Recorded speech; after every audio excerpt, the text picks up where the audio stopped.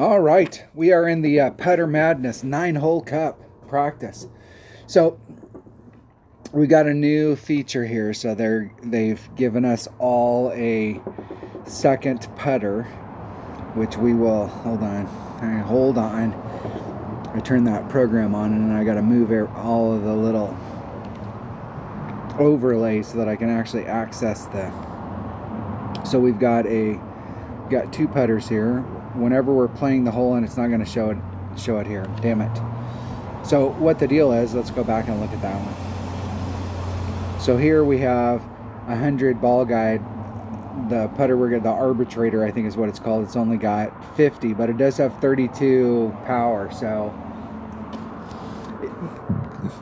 it's definitely going to be a trip. There is a practice thing. Everybody who plays the game, definitely do the practice stuff. If you haven't logged in, definitely do the practice and do the long range one so you can see what it looks like long range. So it's definitely going to be different. I've always said since I started playing the game that I am a shitty putter. I'll be the first one to admit it. And the deal is that I have a philosophy, and the philosophy is either get good at long putts or get good at hitting closer.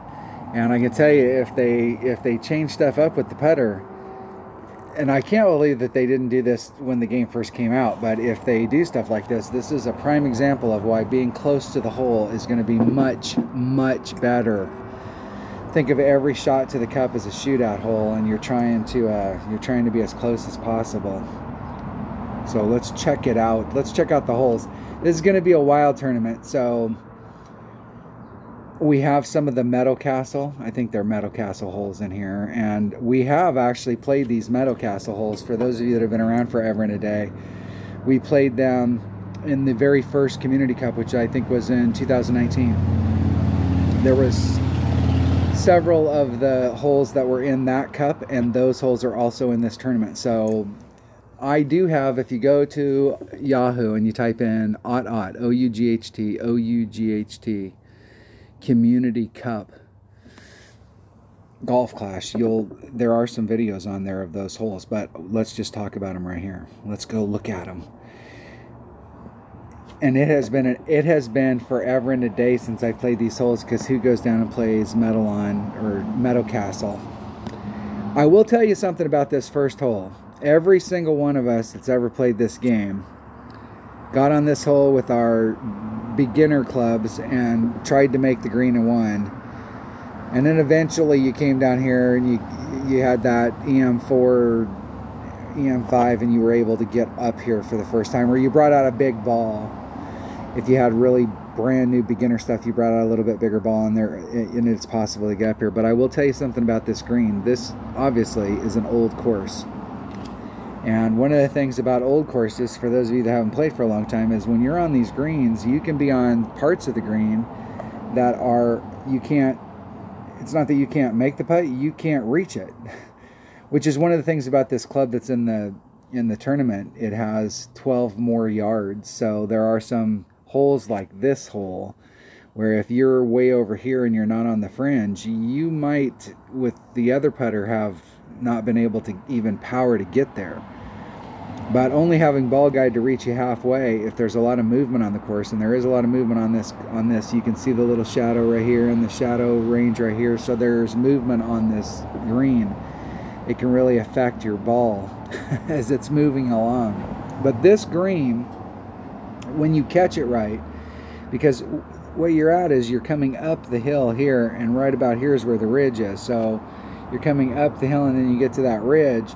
Well, if your bounces are just like, you get a bounce in here, and when it comes up, if it hits just wrong, this is a hole that you can get that slide on, and it's very easy to end up here in the back, but it's also very easy to slide past the cup. And so being close to the green, I'm almost thinking that on a hole like this, it might be better just to lay it up here in front. Like, we'll see what our chances are, because since we've played this in 2019, we obviously have a much bigger ball selection. I think overall the community has bigger clubs, so we're gonna, we may have a really decent shot at it where we can get up here and actually get a run at it. But if that's not the case, just ending up here in the front and taking the chip to get on, especially, we have to respect the fact that we have this putter in the bag. So we have to look at holes like this and go, hey, this is one of those holes that I can get to the green, but it's blind. I don't really have a lot of control when I get to the green. Sometimes I'm right next to the cup, and sometimes I'm way back here on the back side. If that's the case and we have this type of putter, play smart and just lay it up right here in front. Just get yourself on the fringe, get yourself right off the fringe so that you have a short little chip to get on, so you're using your normal clubs, and try and avoid that putter if we can on a hole like this. So we'll have to see what it looks like when we get out there. So let's go out there and see what it looks like. I'm just gonna start off, we're doing tournament holes here, so let's bring a power 3 ball. The Titan, the king of balls. And I'm gonna bring my extra mile. I'm gonna bring my extra mile in this situation because I have more ball guide. The 3 extra yards of raw distance are nice, but ball guide is really nice. If I can find an opponent. I'm curious to see on the other hole, on the other Meadow Castle hole, there's a max overpower hook shot you can do on there, especially if you have mid-level clubs and low-level clubs. But if you've got upper developed stuff, I think you can just, especially with the ball inventories that are out there nowadays, we're going to easily be able to make the green in one.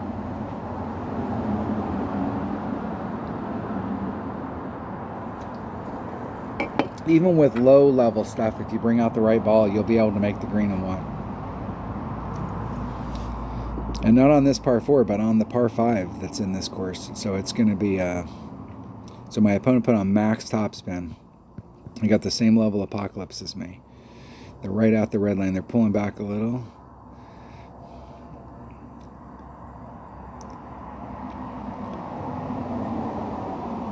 Isn't it perfect?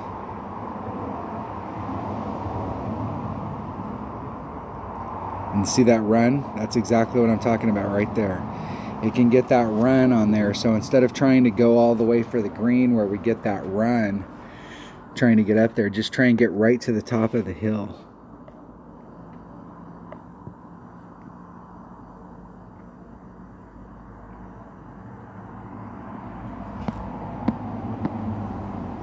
Four or 5, get a little over 2 rings. What I should have did, if I was smart, 3/4 of a ring.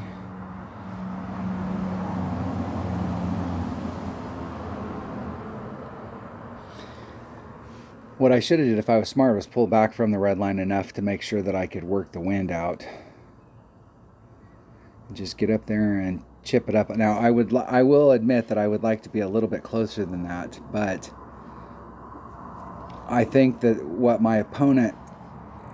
we saw from my opponent getting flushed off of the green, you're going to see a lot of people have that happen to them this week. And the deal is that even if you get up there and you don't have a lot of control when you get up there,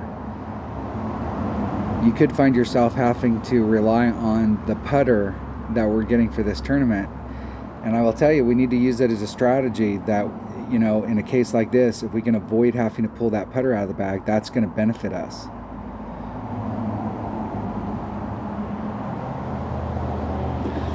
Now let's see if I can make this shot. From this distance, wind should be a factor.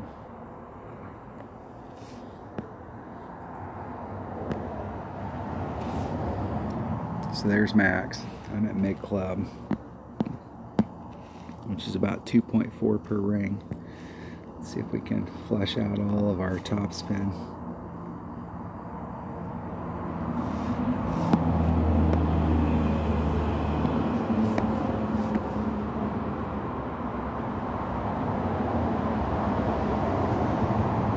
I'm curious to see what that moved me off on the cup. And that's about where I would have moved it, just eyeballing it. Hit a 1 ring great to their left. And from that distance, I think if you're using a rapier or an inbringer, you hit a 1 ring great left or right, I think you're in the hole. If you hit a 2 ring great left or right, I can't say it with an end-ringer, but with a rapier, if you hit a 2-ring grate, you're definitely sunk. But I think from that distance, especially if we run the topspin out. So I don't always do that. Sometimes it's better. You have to look at your ball guide. So here's the pin, and here's where Max Club was. Here, let me get to a better looking screen.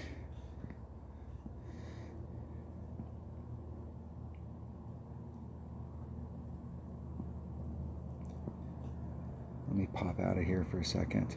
So if the pin's here, and here's where your Max Club was, and here's where you're at. So the pin's at Min Club.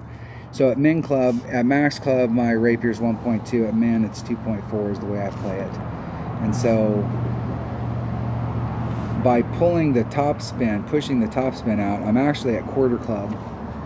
And usually once I get past the half and I'm down into the quarter club, then it's from the flagpole to the edge of the cup is 4 miles per hour. So with the wind blowing like this, when I did that pull, it moved it right to the other side of the flagpole to adjust for that wind. So I've been trying to go back on some of them, especially when they're in that distance, and kind of check it just to check to make sure that on those times when I eyeball it, I've been playing the game long enough that I kind of know how it's going to respond on those. But I think on that particular hole, that's going to be the way I play it. So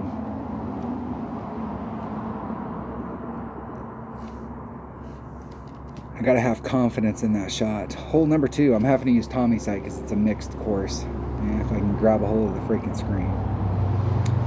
All right, we got another meadow castle here, and this is the par 3 hole 5. So if you're using lower stuff, just as a starting point, if you use a Kingmaker and like an extra mile, 4 to 6,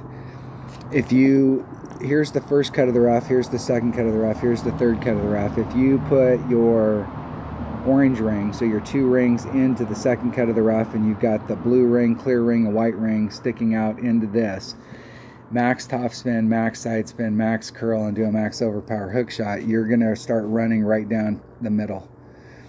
You want your landing spot to be, because of you're trying to make this bend over here, if you start landing in here when you come around, you're going to be in so your landing area is basically from the rough here to the center of the fairway. The closer you can get to this, the more you can pinch it on the end where you're just riding along the fairway here. But you got to remember that when it gets towards the cup and when it gets towards the sand trap, it comes out. So you're going to want to be in that top probably 1/8 of this fairway in order to run it through if you want to do a max overpower hook shot. When we played this hole last time, there was power 4 and power 5 balls out there. Berserkers have been around forever, but we didn't have the side spin stuff, and we didn't have the top spin boost, and it wasn't out there then. So there's going to be, I think that if you've got mid-level to upper level clubs, you're probably going to be able to come out into this area right here and just get up on the green with a bigger ball, especially if you got an apex, because you've got curl, so you can bring it around. But I think even with an extra mile, the deal with the balls is that if you're trying to put on max topspin so you can get the run to the cup, you can't put on the side spin. There's only so much side spin will go on. So what's more important, the side spin or the top spin?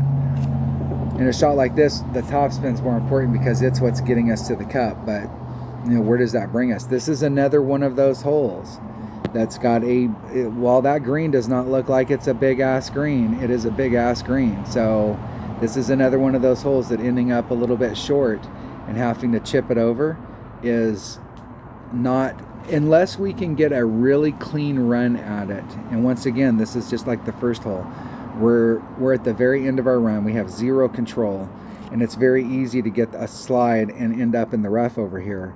Whereas if we end up in the fairway right in front, we can chip it on in the hole, no putt, no using the new putter. Let's avoid that on holes like this if we can. If we have a run at the cup, we've got to take it. But if, the whole thing is we're just trying to get up there, and one time you're here, and the next time you're here, and the next time you're here, and the next time you're here, and the next time you're here, and you're in this type of pattern, try and focus on being up front so that you don't get these ones that are on the green, and you don't take the risk of ending up in the rough in the back. So we'll have to see how it plays out. I'm going to play this hole. first I'm going to see, like, if you've got upper developed stuff, I'm going to play it with I'm going to play the curl shot just to get up there, and I'm going to use I'll start off with a 4-4-4. Well, let's see what we can do with a Titan. Let's just see what we can do.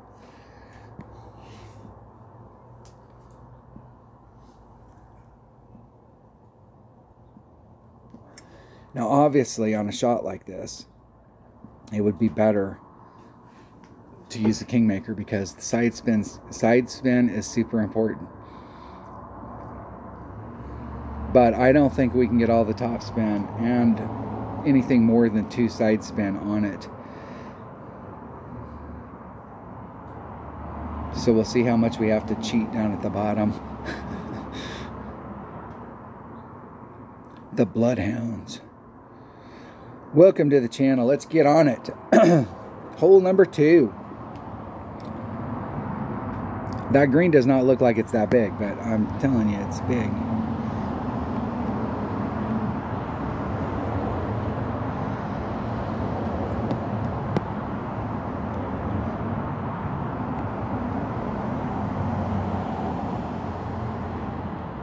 I don't think I can get down there that far.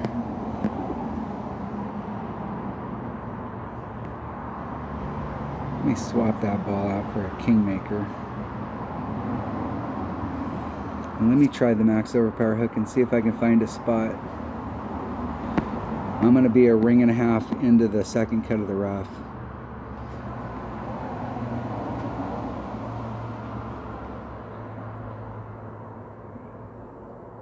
And I got just about all of it. I don't think I got it all.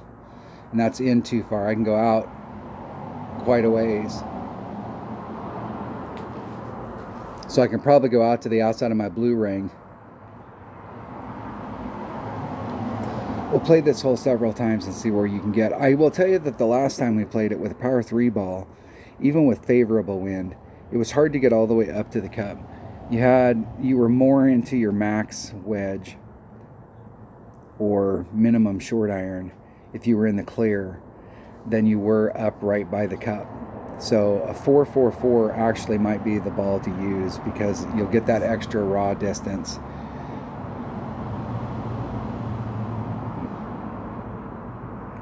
Well, any 4-power ball, but I really think the big utility ball in this game, I mean, we should start calling it the utility ball. So, and it doesn't matter which one it is. So you may have whatever X 4-4-4 and somebody else has got Y 4-4-4, but a 4-4-4 is a 4-4-4.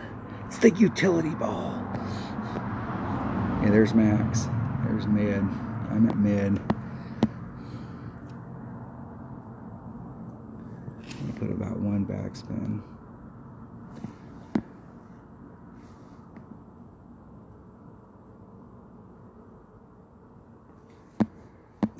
.2. It's 4 per ring.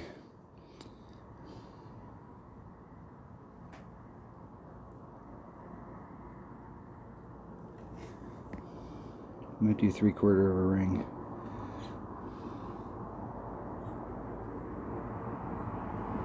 Ah, I hit 1 ring great to the right. If I was going to hit it one way or the other, that's the way to hit it. It was a little short.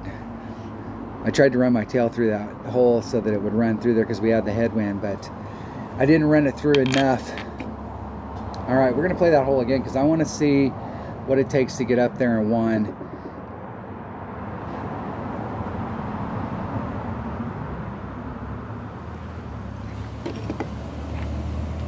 I think with like any kind of tailwind, you can obviously get closer.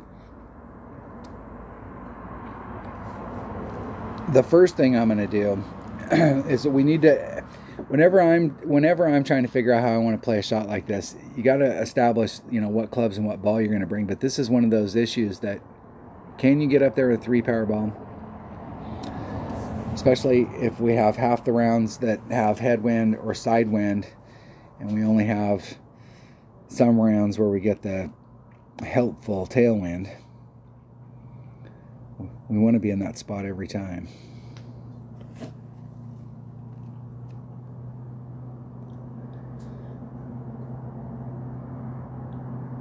Put it out. Yeah, I don't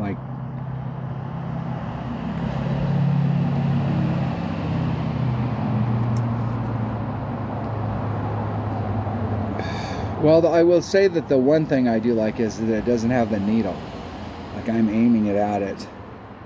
So, like, every shot you hit is perfect.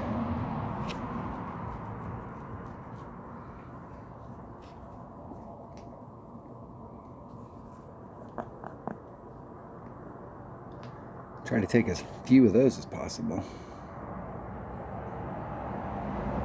Let's go back and practice hole number 2 one more time. One more time.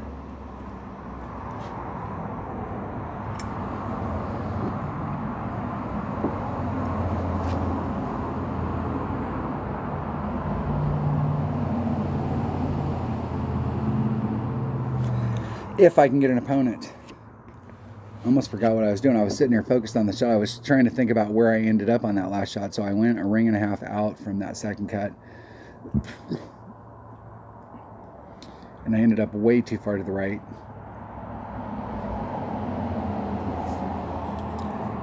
I'm going to pull it the other way a lot because I want to see where my range is at. So I'm going to go like 3 and a... I'm going to go a full 3 rings. So that's double what I was last time.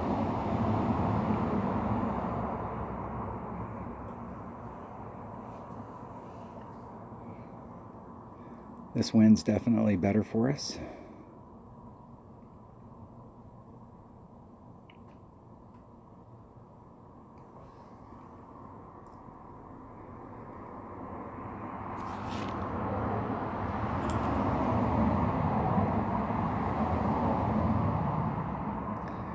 My opponent's down there at the 150 marker.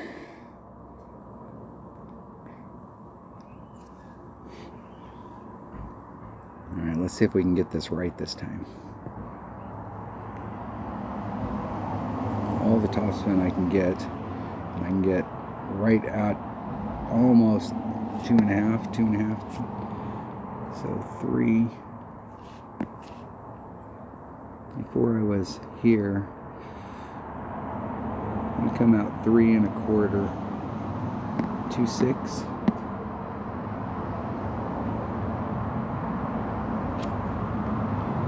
There's 2, there's 3. That gives me a 10% pull.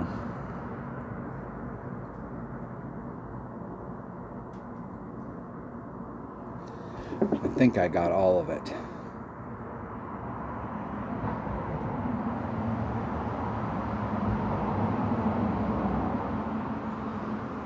I think with a power 3 ball, that's probably, I mean, unless the wind was helping us out. I mean, right there we had a pretty neutral wind. So you can kind of get an idea how close we can get with a power 3 ball. I think if I'm going to invest the effort to actually try and figure out how to get in the same spot every time, a power 4 ball is definitely going to be beneficial.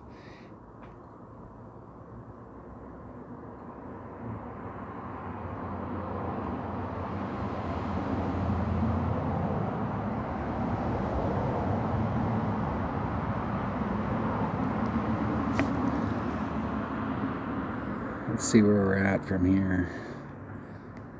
And max club.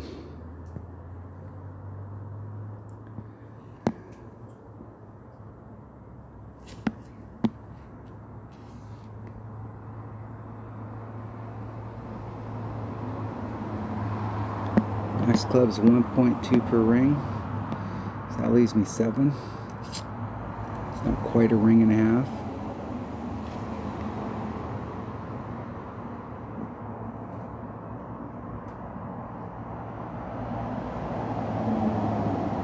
Oh, and then I hit it great to the right. But I might have been so close or I made such a bad wind adjustment. We'll take it. If you can't be good, be lucky. All right, let's try that with a power 4 ball.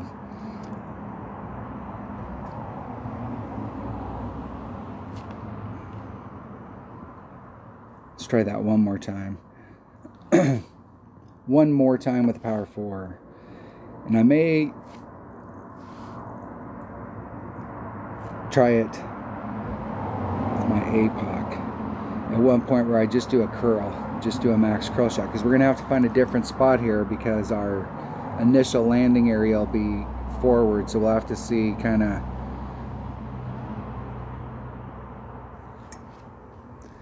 So right there I was 3 1/4 rings to the left of the transition between the second and the third cut of the rough. Let's see what would be the best way to say that. I was 3 1/4 rings into the third cut of the rough.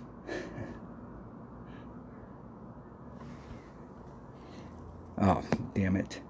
Damn it, tail. Went to the wrong hole. Alright. We could probably play this with a Marglin.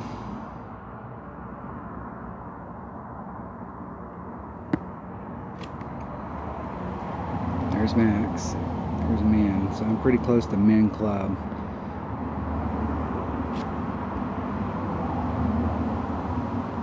Should be 1.4 per ring. I cannot get down to the bottom. I'm going to do a 20%. That's 3.6. There's 2.8.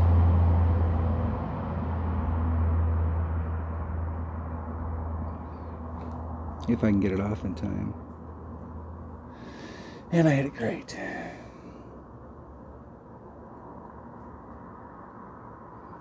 And once again, can't be good, be lucky. I must have overpulled it right there.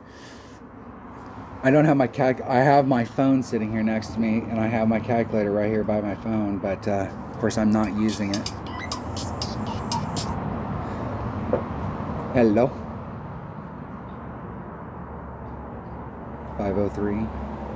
Or excuse me, 97. I wanted to play, so let's go back and play hole number 2. One more time, one more time. Just one more. Then we'll go play hole number 4.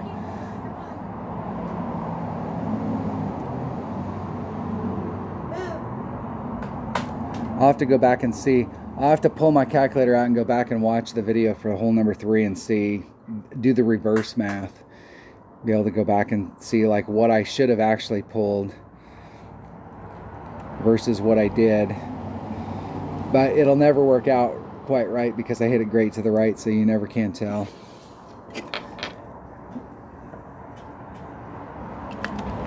If I can find an opponent. Thank you, Todd. She's probably at the garage door.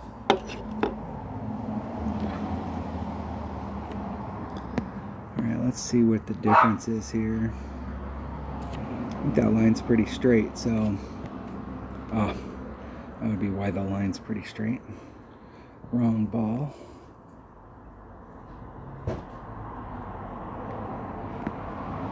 Line's still pretty straight. I'm going to go 3 rings. And I'm going to go 3 and a titch. 3-2. About a ring and a half.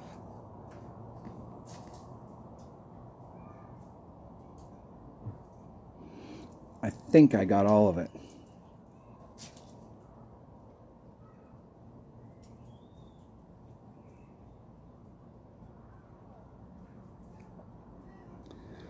A little bit easier shot. I could go out just a little teeny bit more into the between 3 1/4 and 3 1/2 and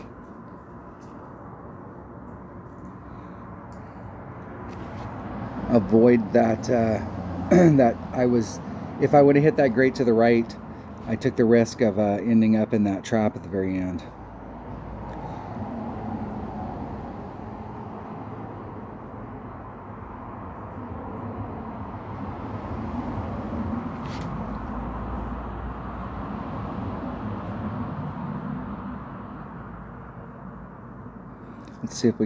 Let's see if we can actually make a freaking shot here. There's Max. There's Mid.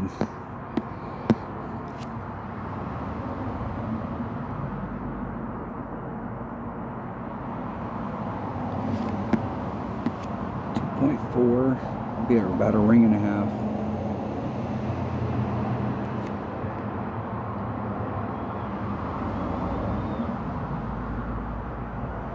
See if we can hit a shot perfect. That might help. Hitting it perfect. Let's see if perfect helps. Wow, perfect helped.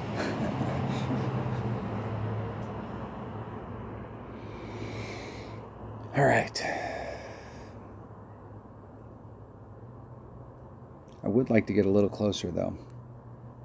This is where one of those topspin boost balls would come in handy. You could bring out a 4-power topspin boost ball. You don't really need a 5-power ball there, but a 5-power ball would probably get you all the way up.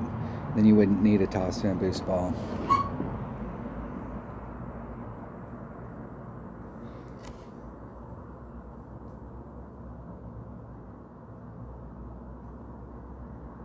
See if my opponent can get in. Those backspin shots always look awesome when they go in, but they're low percentage. All right, that was hole number 2, about 16 different ways. We did hole number 3. That's a pretty easy par 3. We'll just have to, whatever clubs you got, you're just gonna have to find a spot down there. That's how that works. Hole number 4. What is hole number 4? Hole number 4. All right. Now, this is another one of those holes, kind of like the first 2, where getting on the green is, well, here it is pretty difficult to get on the green. This is a tough, this is more in line with a par 5 that's a birdie hole with an eagle opportunity. The Albie opportunity is pretty long. There are several ways that you can go at it. You can try and get all the way to the end so that you can get this kind of an angle, and there is potentially a rough bump that you could do there. But if you brought out a big ball and something like either your cat, your big dog, maybe even a guardian, if you can get up into this area so that you could pull, you can use some backspin and do a max side spin backspin curl shot. But if you wanted to use this rough at all, you definitely want to bring your cataclysm or your big dog. The other way, I kind of like when we're having to do really long shots like this, I kind of like being able to come straight at them. And if you take this area here, if you're doing a rough bump or using this rough, and I will tell you that that rough is super steep. It's like this, coming off of that sand. So it's not one of those roughs where it's pretty flat and we're just trying to use the rough. The rough can use us here as well. And trying to make this spin, sometimes it may be easier just to run the ball straight up, but this shot's definitely inside. So you got a longer shot when you're out here. So bringing out a big ball on a hole like this, it's more important to bring the big ball out for the second shot than it is the first. So you kind of have 2 ways that you can look at it. Do I want to get further forward so that I have more options on the other side? The other thing about it is that if you get farther forward, down here, for your red line, what I normally do is find a rough, and then I'm pinching my red line up against that rough, and I'm trying to be up in that top quadrant. It's kind of telling me where my shot, and so if you're off in this angle, you know, trying to cover this gap, if you can get up this high, you're probably going to be using a little bit of backspin as opposed to topspin. So whatever ball's got the best, or club's got the best ball guide, it's going to really kind of help you out. I'm going to bring out a bigger ball, but I'm going to do the shot in the middle where I can just run it up there, because I think that this is going to be another one of those holes, just like the first 2, that I would rather be slightly off the green and chipping it up for the eagle, as opposed to being on the putting surface and trying to putt for the eagle. And I think this might be one of the holes that they did new hole placement, pin placement. I'm sure we're playing the original pin placement, but I think this might have been a hole that they did change. Or this is a course that they changed. Maybe. It's hard to keep up.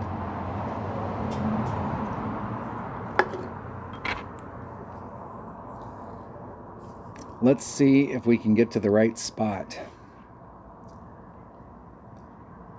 If I can find an opponent. If. Keep spinning until you get me a replay. That's the deal.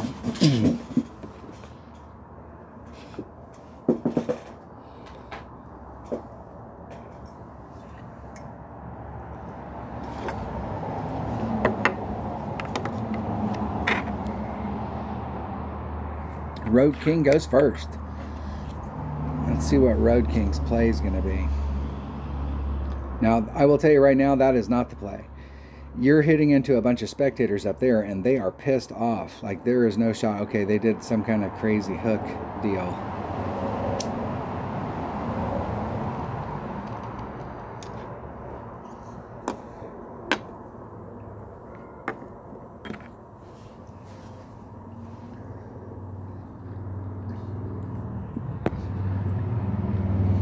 Let's see if I have a bag that's got a cataclysm. I do.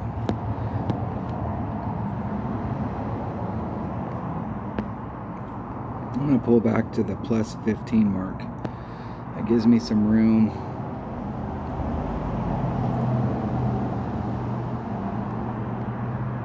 I'm going to put on a little bit of side spin and a couple, like a 1.5 top spin. It's 3. It's 1.5 per ring, so that should be around 2. Close.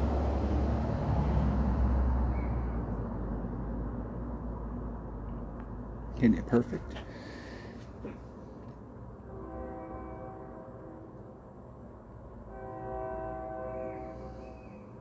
So normally I'd have a bag set up just for this. It's got a rock QB. And my secondary club would be a big dog cataclysm. Trying to get in the area, same area my opponent's in. So I have a straight up look at it.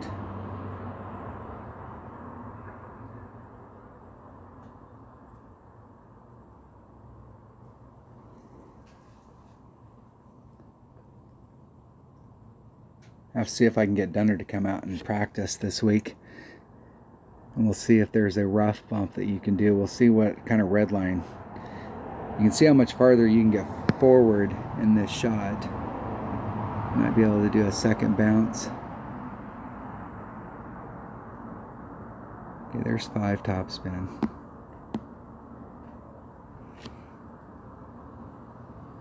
Okay, I'm going to pull back to the plus 15 or plus 10.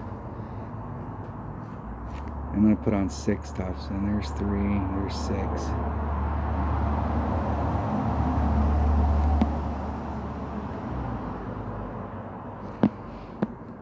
1.8 per ring. About a ring and 2/3.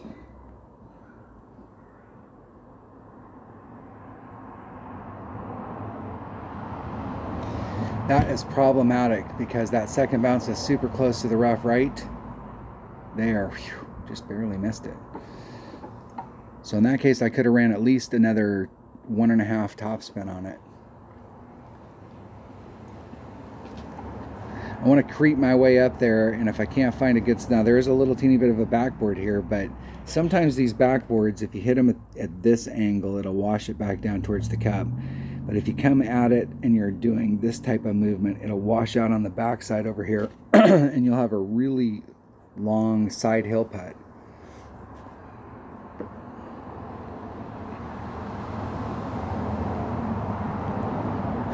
This is once again just a little bit farther than I'd like to be. This is where if you play with an in-bringer, you have an advantage over a rapier. I think the rapier does really good when it's in the half to quarter. I'm at the half.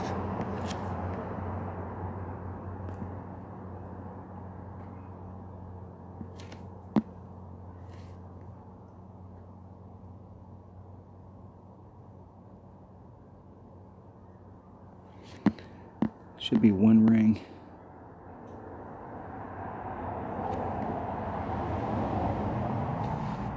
Let's see where that put me.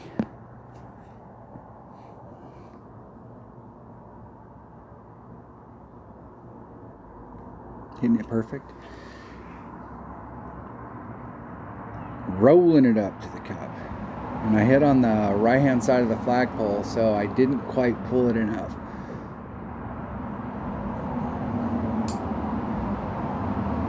Usually when I'm in the, so if you take the flagpole, you take the cup, here's the cup, you got the flagpole coming out of it.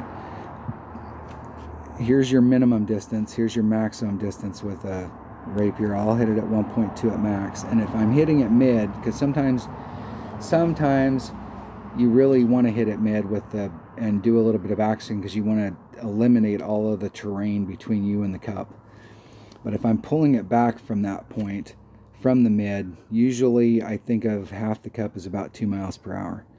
If I'm starting off in a quarter and then I'm running topspin so that I'm really getting close, usually I think of the cup as being half the flagpole, from the flagpole to the edge of the cup, half the cup at 4 miles per hour.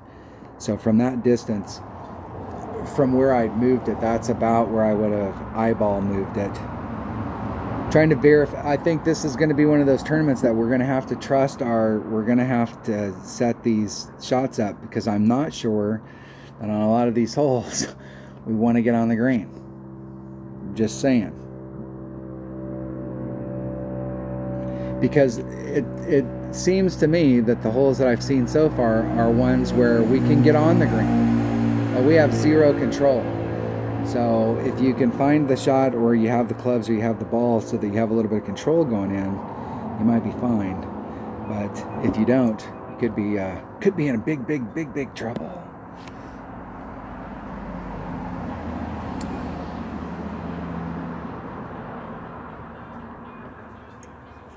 Hold on. All right, where were we? I had to stop and make dinner. What was the deal with that? Come on. My mother-in-law's here, so it was my wife and I would have just finished playing, but since she was here. All right, hole number 5. Hole number 5. What do we got here? This is hole number 5. If I remember correctly, it's been a while since I played this hole, and it's been in a bunch of tournaments. So I know that you can lay up down here at the bottom, and there is several ways that you can go at the cup. If you're getting all the way down here at the bottom, you're really just running it up to it. If I remember correctly, there was a very small adjustment that we needed to make, but you got a great shot from down here. You got another great shot from up here, because you're creating yourself that T rough bump, and so you do have a shot from up here. I would really watch your angle and see where I would really like to get if I was doing that rough bump is in this terrain right here, because you got rough, and then it flares out into that opening. So you can try and use this area here for more maneuverability with the wind and give yourself at least a cushion. So if you're looking at that area, drawing a line to the cup, you're wanting to get out here into this tip,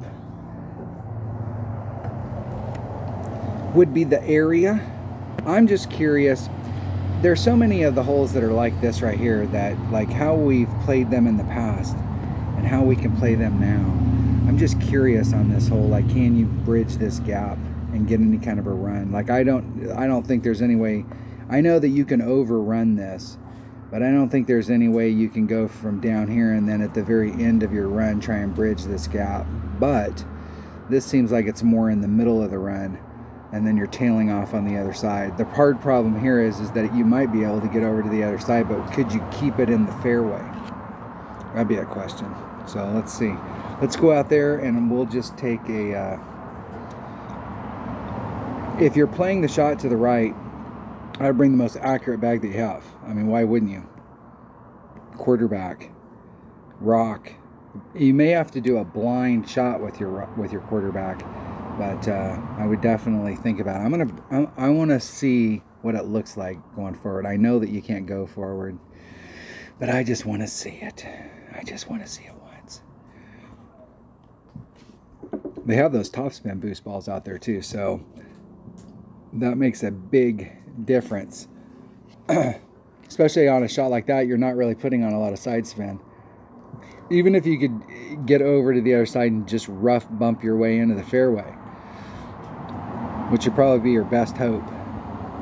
I don't even think you can get over there though.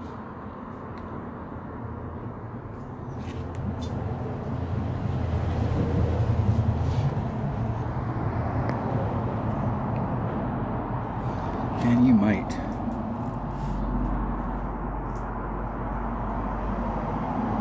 And just do a rough bump out into that fairway. Whew.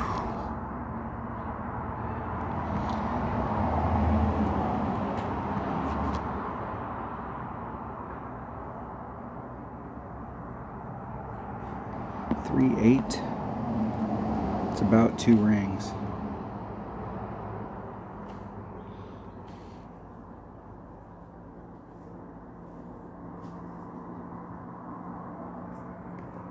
Hitting it perfect. See if we can bleed off into that other fairway.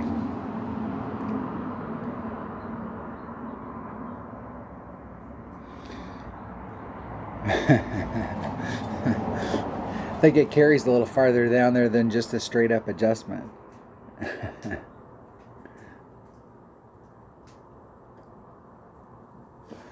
I went to that area over there because right in front of the sand trap, where it was showing that last bounce was right on the lip. If I moved over, by moving over to the right, I was able to be on that side of the sand trap so that I could try and have a little bit more maneuverability. It wouldn't be so technical, but damn, that really carried over to the other side.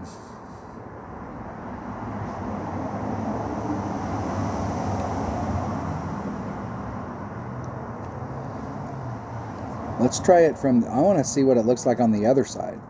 Let's see if we can get enough where we can get a third bounce to go over that water and hit. But damn, that thing flew forever.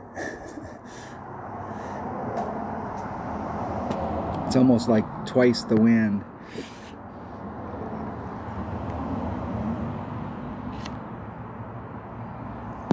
Man, you could make it over.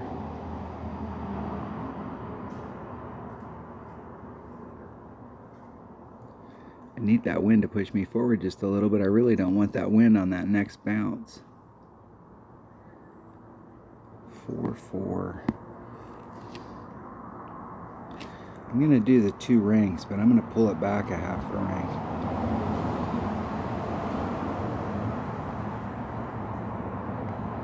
Hitting it perfect. Let's see where the bounces end up on this direction.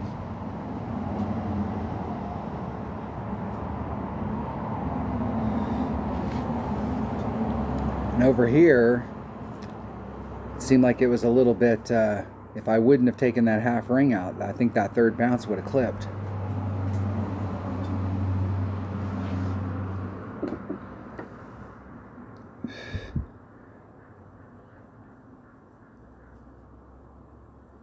It is a fantastic shot from that distance. I'm not saying I wouldn't like the needle speed of a thorn from that distance, but you got a great shot from down there.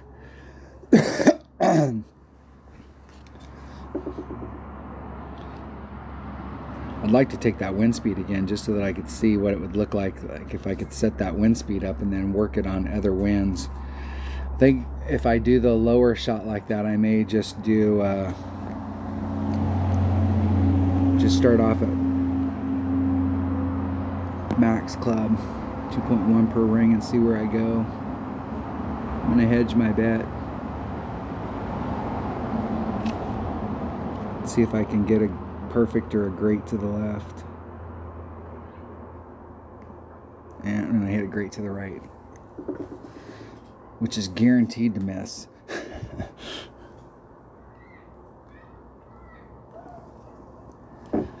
The great to the right would miss anyways, and you got to have your speed absolutely perfect so that if you hit a great to the left, it would just like fall into the cup. But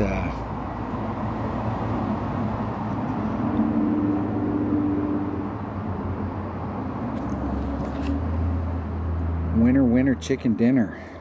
Good shot. All right, I'm gonna explore that because that shot's been there before, but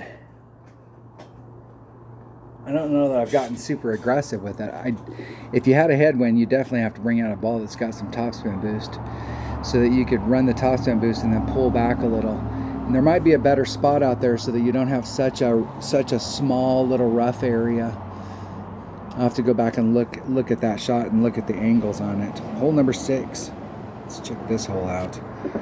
So there are some ways to play it. I think like consistency wise, the shot from up here doing a rough bump or the shot from down here are probably the way to go, but it does look like we have a way to get over. It seemed like this top shot from where it was at and me pulling the wind out, and I didn't put the wind back in, it hit shit, it was 4 or 5 rings into the fairway.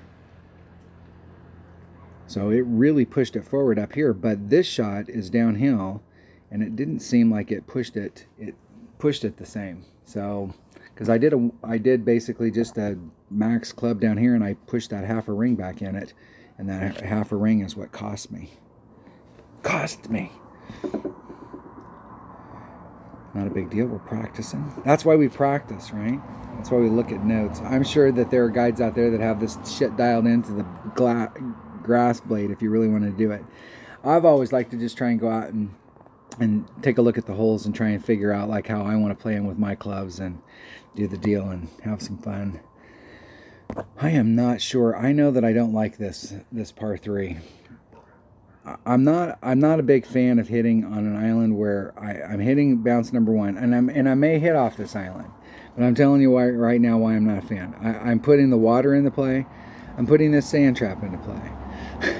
I'm putting all that stuff into play, and if I hit over here, I can go right to the green. I can take all that shit out of play. But if you're over here, this is not flat. It rolls up to that area. And so the flat area is way up front, which means you got to have a bunch of backspin, and you got to put a bunch of movement on there. And the shot, as soon as you start putting a bunch of movement on a shot, and you're almost to the point where you're going to have to use the word curl, and then you're in a thing where it's not that you can't make it, it's just that it's hard to replicate it. So typically on a shot like this, you'd come out, and the least amount of movement you can do, that's the shot you want to take. And for your money, I'm sure it's going to be this area right here. I have traditionally hit forward on this because I didn't want to dick around with this stuff, but I'm going to hit it. We'll see where I can end up. I'm going to hit off of the island, and we'll see where I can end up. I'm going to take just I'm going to take a quasar because it does look like we need some side spin down there. Actually, I'm going to take a Nirvana. Where in the shit is my pan? Bounced over to the other side. I couldn't touch the screen because of that freaking pan. The overlay.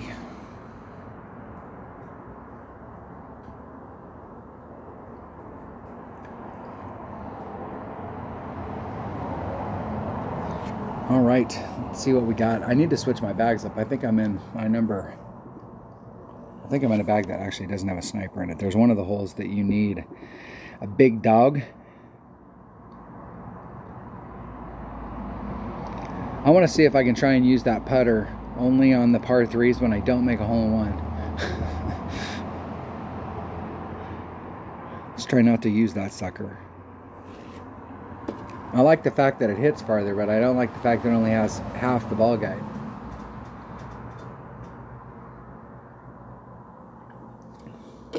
And I think to help people out, to try and get people interested in the game, is why they, the putter's actually pretty decent. And why they didn't start it off where you had a putter that you'd have to invest points into to get stuff. Yeah, there is a sand bump. Not a fan of sand bumps. Let's see what they move here. 3-8.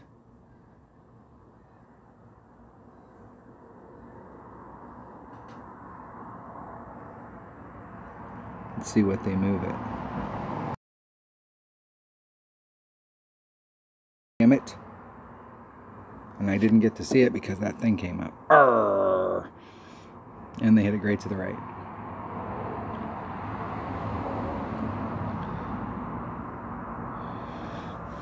I wonder what the adjustment is down there. That is a way to go at it. I'm not a big look at how high that is. That's got to be a big adjustment. It's got to be.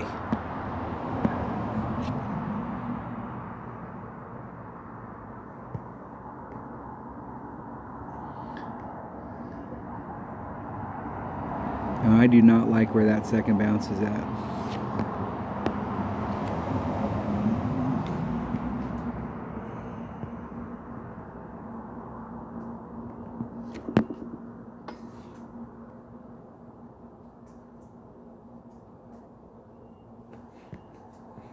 Am I not going to be able to get the angle on it where I can see what the hell I'm doing? I got so much shit on the screen between the ball guide stuff and your ball your sniper, like I need to know that I'm using a sniper. I'm just going to wait so I can do an actual wind adjustment. I'm just going to do a 1-to-1. Let me think about it. I'm not exactly sure where I'm at in my club, so let me check where I'm at in my club first.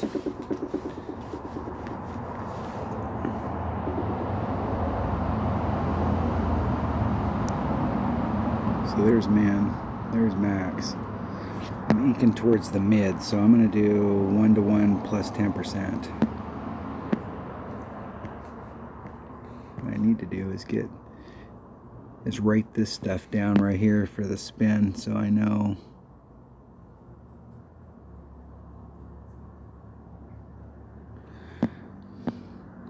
.7.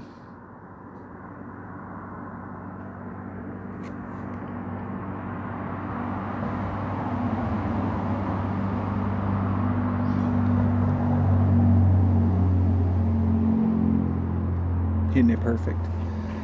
Let's really pay attention to where it hits right here. Boom. A little short.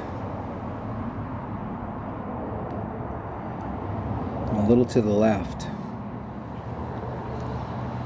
So I may have to add on more than that in order to hit the spot. So that's a hole right there. That is a shot. I'm not sure I necessarily like doing sand bumps, but it didn't seem like the sand down there, the way the sand's shaped, that it was distorting the rings. And I really don't like it. I know on this hole, I know better. I know why almost every time I come to this hole, I take this backspin shot going to it, is because this one right here, that second bounce, it leaves you no room for error. So if you hit perfect every time, this might not be a bad shot. But I don't hit perfect every time. What you could do is bring out a bigger side spin ball so that you can put on more side spins, so that you can give yourself more room against it. You can pull yourself more to the left and you've got more side spin. So this might be a great opportunity for a ball, because it doesn't look like you'd have to use a lot of top spin. So you might be able to access all the side spin to get it around and give yourself more room off of this. Also, if you can come at it from that direction, I think the green is shaped where it's rolling downhill like this. And so there might be a little bit of a trough if you can come at it from this angle, where you're at the base of that hill, where it's in the flatter zone.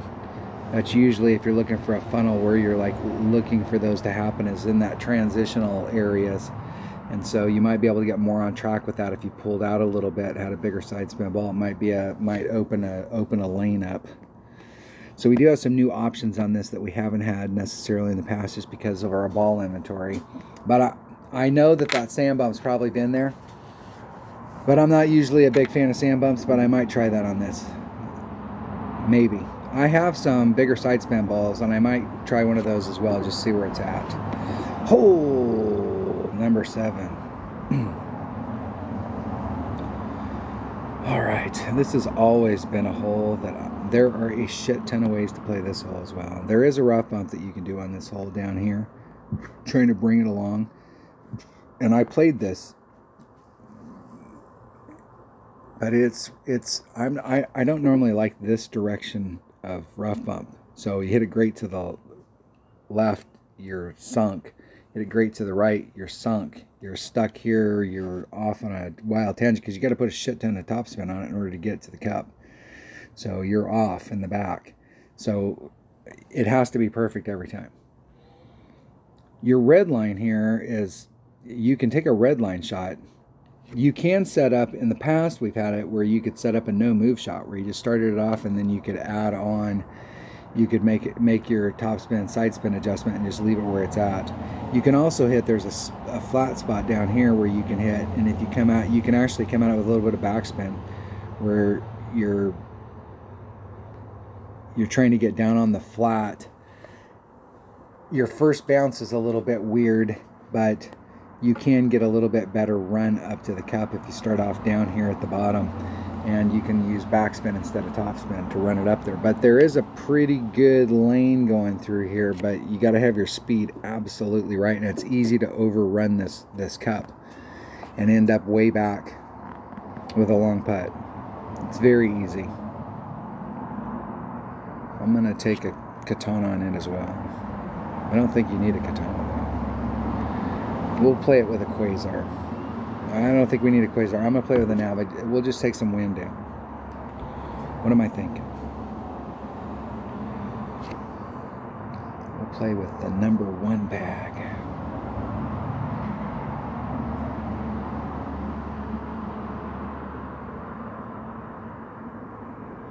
Hold number 7.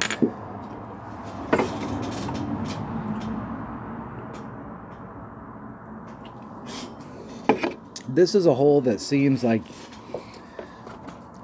and I don't like to come in with a lot of expectations about what we did on the last tournament, because they do change stuff.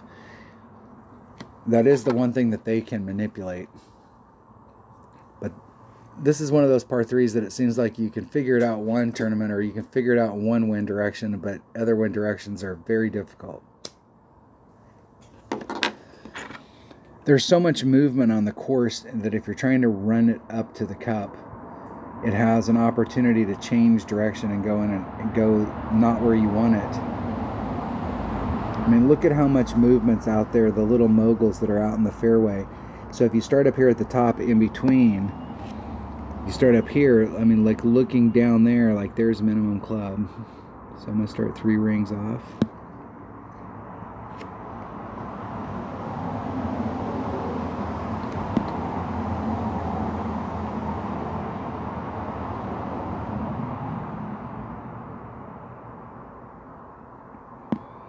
See if I can find a spot where it...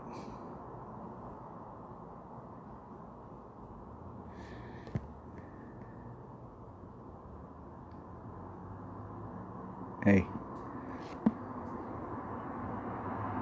2-2. I did a max at minimum. And I hit it great to the right.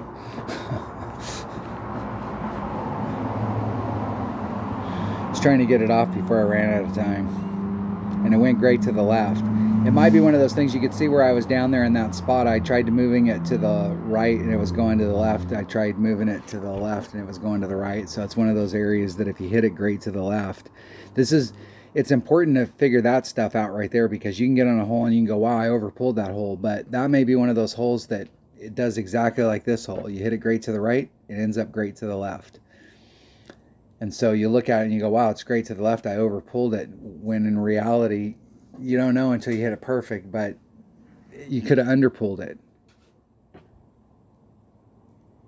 There is a spot down there, if you're at minimum club, where you can get into that little sticky spot where you want your second bounce to be hitting on the fringe.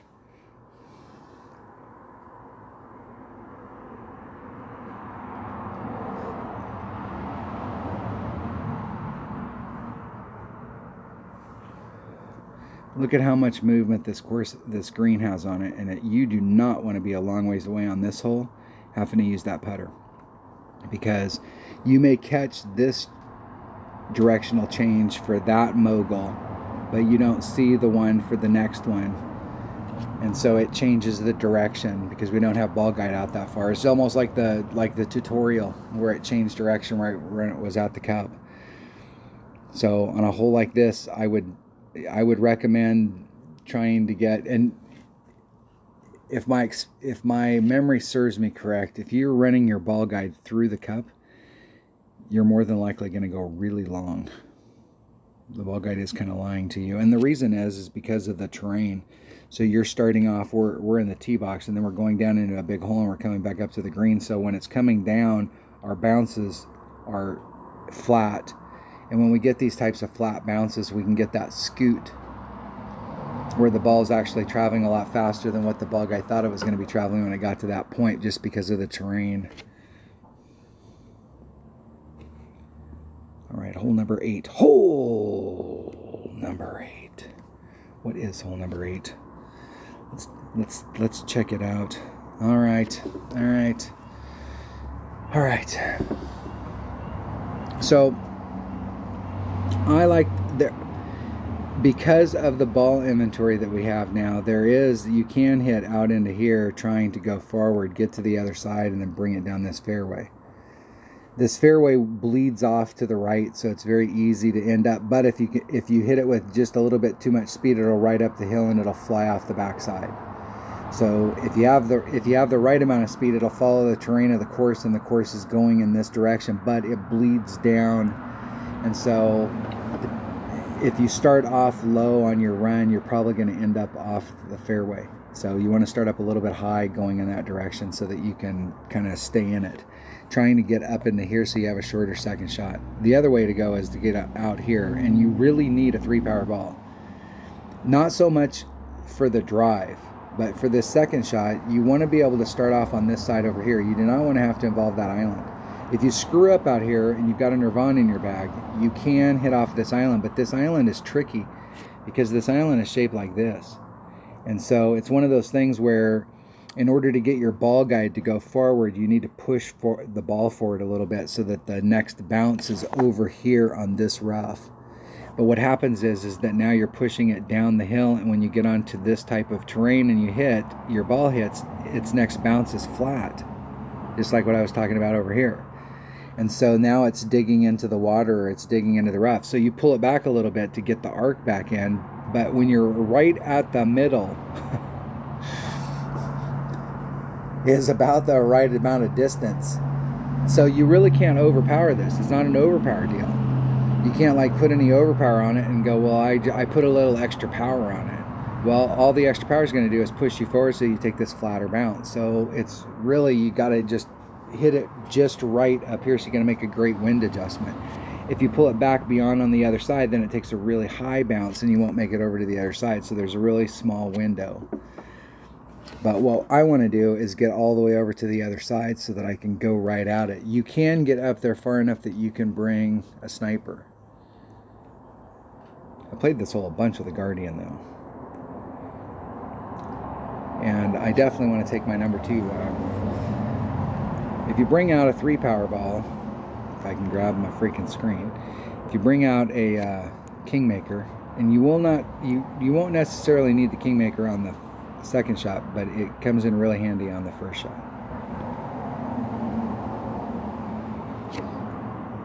If you have an upper developed rock, even in a headwind in Ricky, you can play it on the other side. If you have lower developed stuff, you're going to have to use your extra mile, and it won't take very much. It might actually take a little bit of backspin.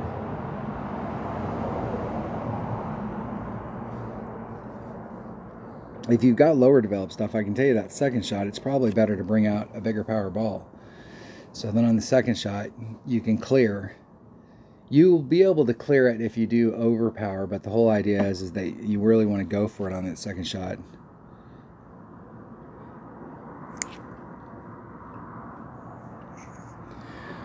All right, go F yourself. See if we can kick their ass. Now, you can come out with a big power ball, like I said, and you can go forward.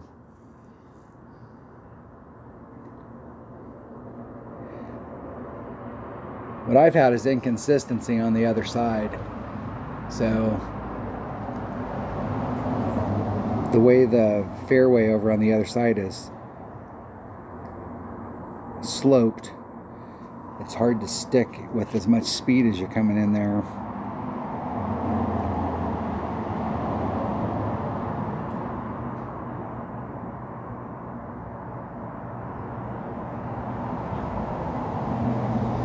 Alright, let's see if we can stick it in the fairway.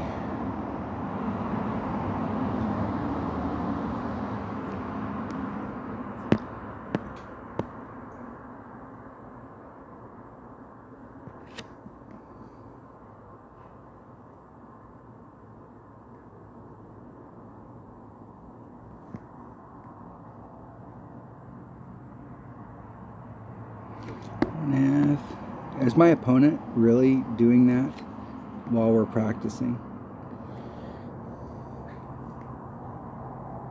What a douchebag.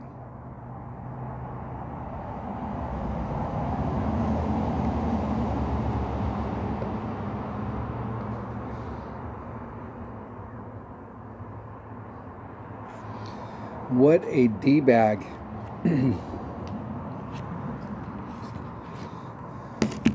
I just do not get people who do that kind of stuff. It's either, I mean, I know the average player that plays this has got to be in their late 30s, 40s. So, I mean, is there like an adult sitting at home doing that shit?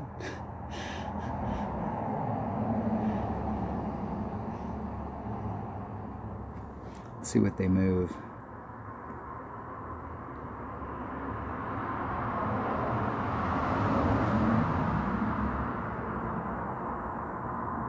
They moved at 3-3.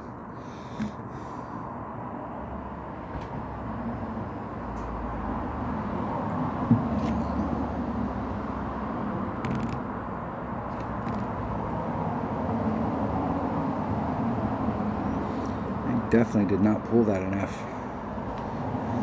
I'm going to just do a 1-to-1 to start off with. This is another one of those holes. It feels like we actually need to take a little bit of wind off.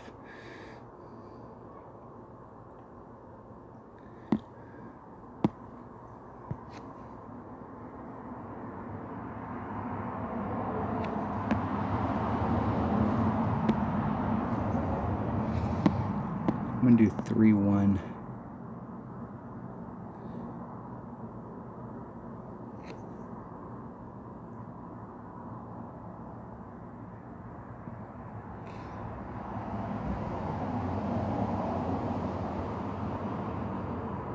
Hitting it perfect.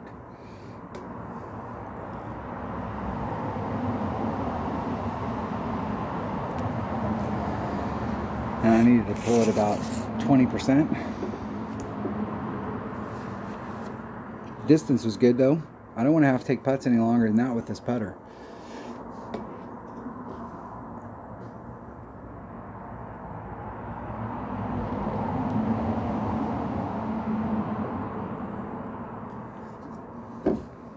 Hopefully I will not have to play them again. Ever.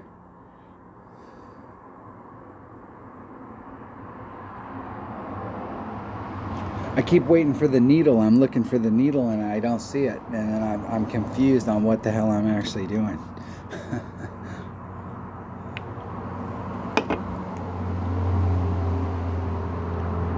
All right, hole number 9. What is hole number 9? What do we have in store for us here? Nordic Fjords.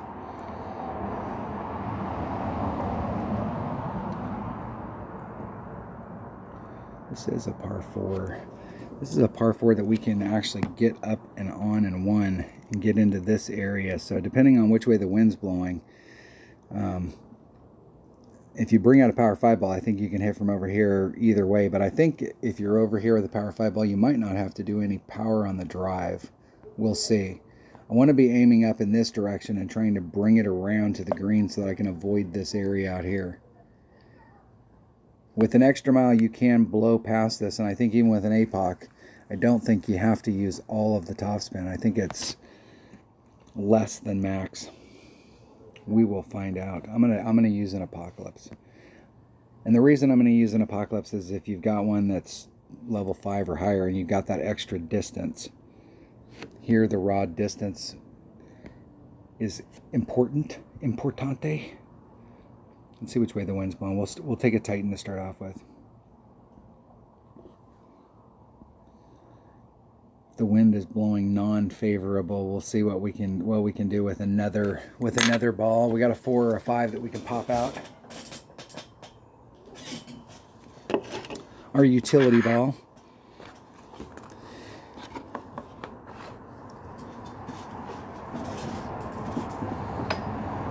Maybe, if I can find an opponent. Hello? Is anybody out there? Dun, dun, dun, dun, dun, dun. Come on. Alright. I'm going to pull up YouTube on my phone and we'll pull out elevator music. Shit, I sat here so long that my screen got dark. Oh, I'm at 5%. That's bad.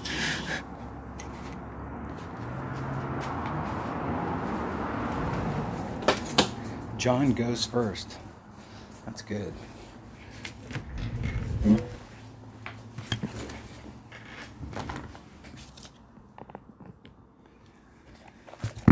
right, we got some power. It's been super hot today. I don't think it was as hot as it was supposed to get today, but it was pretty humid as well, so it was pretty hot. Just a little too far. Now it does have a little bit of a backboard. If you can catch it with the right speed, it will roll back down to the cup.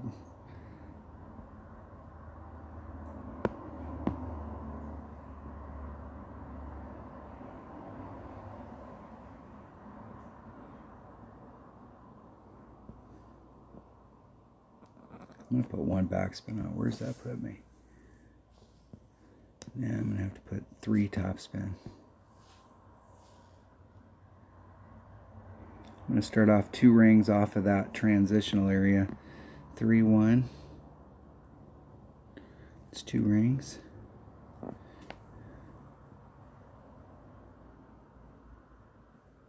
Hitting it perfect.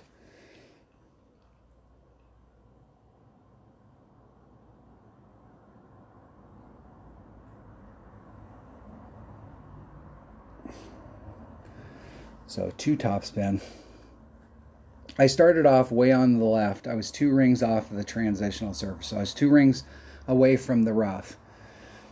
And I started off that far to the left because I knew I was going to set the shot up with max curl. And I wanted to give myself enough room for the curl to become effective and develop. So I could have started to the right, but then I'd be like at half curl or some curl. It's easier to set a shot up when you're doing either none or max of something.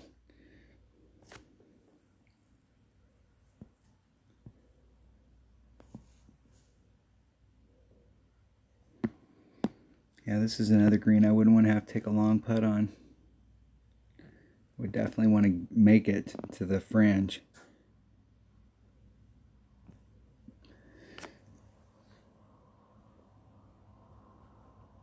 And no. All right. There are a ton of opportunities to pick up shots on this, obviously. But I think that there are some of these holes, especially at the beginning of the round, where people could get up there and get on in one, set themselves up for an eagle with a normal putter. But with this particular putter, since we have no control over where the ball's, how the ball's coming out, I think that there's going to be a lot of people in our brackets that are going to find themselves in some trouble. And there are several of these holes. I think the way I'm going to approach it is I'm going to go at it to lay it up. Now, if I can, it didn't look to me like there was any shots where, like, you know, where you could go for that. It's nice to be able to go for a hole-in-one on a par 4 or par 5. But thinking about it strategically, what we need to do is make sure that on those holes we don't drop any shots. And we need to get that, and we have to get an eagle. So we're already trying to pick a shot up. So we can't, the goal has to be to get that eagle. And so there might be some of those holes that strategically it might be better to lay it up on them. Just stay off the green. Don't use that putter. All right, that was the Putter Madness 9-hole cup. That was a scouting practice all combined. Look at that. You got bonus content. Thanks for watching. Everybody have a great tournament, and I will catch you on the next video. Stay safe.